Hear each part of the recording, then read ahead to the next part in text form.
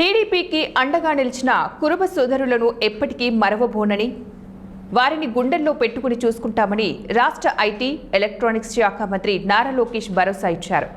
భక్త కనకదాసు 538వ జయంతిని పురస్కరించుకుని కళ్యాణదుర్గంలో ఏర్పాటు చేసిన కార్యక్రమంలో ఆయన పాల్గొన్నారు. ఈ సందర్భంగా భక్త కనకదాసు విగ్రహాన్ని ఆవిష్కరించిన అనంతరం లోకేష్ ప్రసంగించారు. తన పాదయాత్రలో ఇచ్చిన హామీ మేరకు ఇకపై కనకదాసు జయంతిని రాష్ట్ర పండుగగా అధికారికంగా నిర్వహిస్తున్నామని, ఇది తన జీవితంలో మర్చిపోలేని రోజని అన్నారు.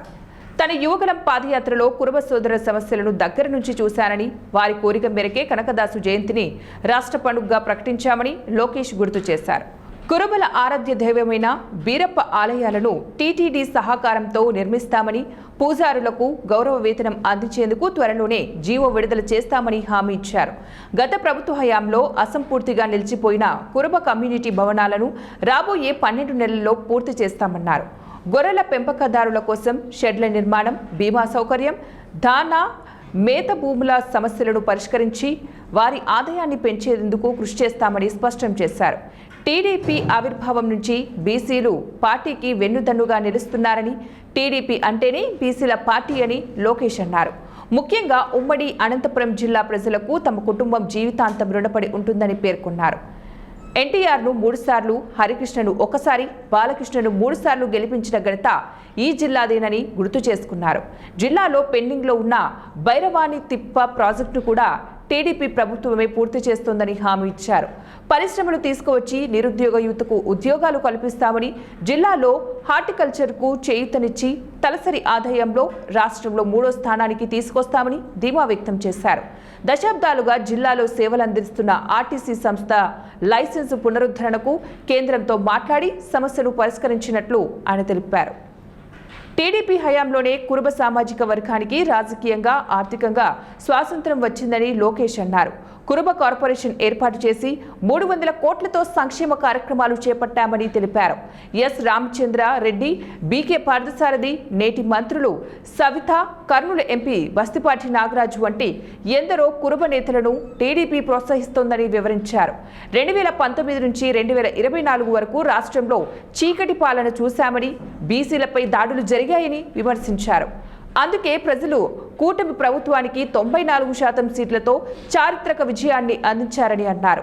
ఈ కార్యక్రమంలో రాష్ట్ర మంత్రులు కురుబ సవిత, పయ్యావుల కేశవ్, ఎంపీలు పార్థసారథి, బస్తిపాటి నాగరాజు, అంబికా లక్ష్మీనారాయణ, పలువురు ఎమ్మెల్యేలు, ఇతర ప్రజాప్రతినిధులు, కురుబ సంఘాల నాయకులు పాల్గొన్నారు. జిల్లాకి మా కుటుంబం చాలా రుణపడి ఉంటుంది. విశ్వవిఖ్యాత నట సార్వభౌమ స్వర్గశ్రీ నందమూరి తారక రామారావు గారిని 3 సార్లు గెలిపించి శాసనసభకు పంపించింది అనంతపురం జిల్లా. నా మామ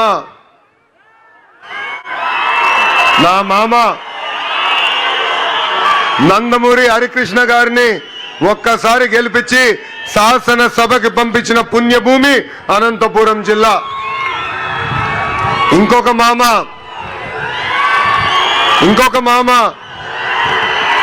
కూతురిచ్చిన మామ, నా ఒక్కడికే ముద్దల మామయ్య, మీ అందరి బాలయ్య అని కూడా 3 సార్లు హ్యాట్రిక్ గా గెలిపించి శాసనసభకి పంపించిన గొప్ప నేల అనంతపురం నేల. ఈ నేలకి మేము ఎంత చేసినా తక్కువే.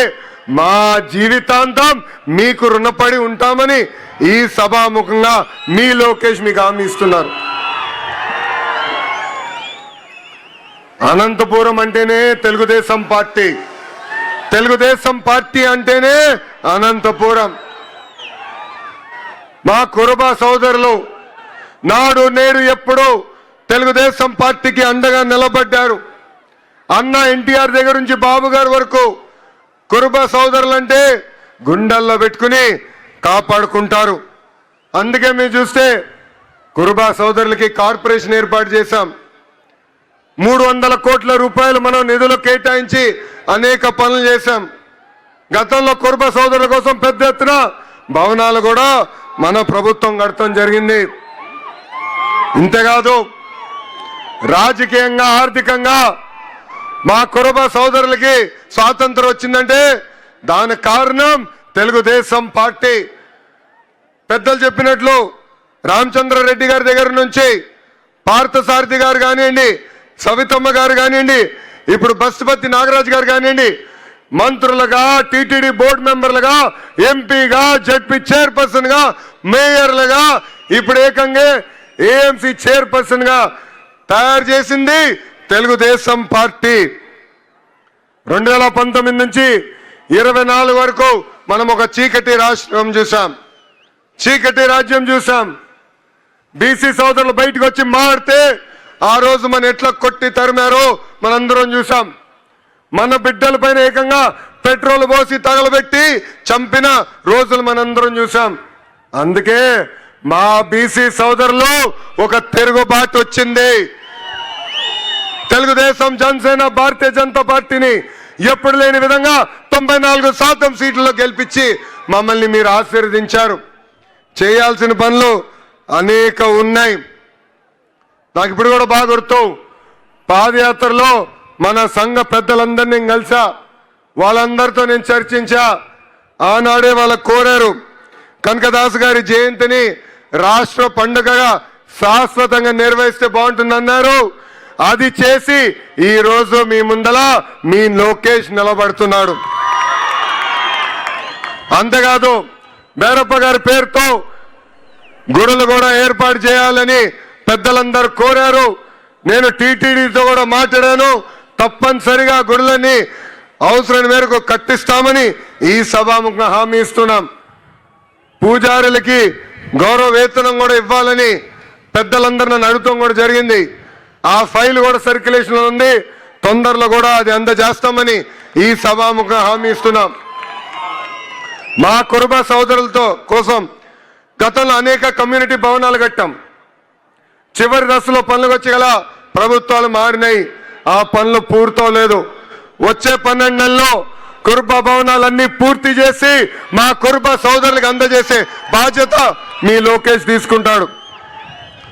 ఆదరణ పథకం కింద పనిముట్లు అందజేయాలని గౌరవ ముఖ్యమంత్రి గారు ఇప్పుడే గౌరవ మంత్రి సవితమ్మ గారితో కూడా చర్చిస్తాం జరిగింది. ఆ కార్యక్రమం కూడా ముందలు తీసుకెళ్తాం.